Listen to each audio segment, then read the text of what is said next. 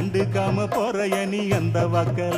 அட காத்துக்கிட்டு நிக்கிறண்டி தென்னந்தோப்புல என்ன கண்டுக்காம போறைய நீ அந்த வாக்குல கட்டு நோக்கத்துல வந்த மாப்புள்ள இப்ப சுத்தி சுத்தி ஆள் இருக்கு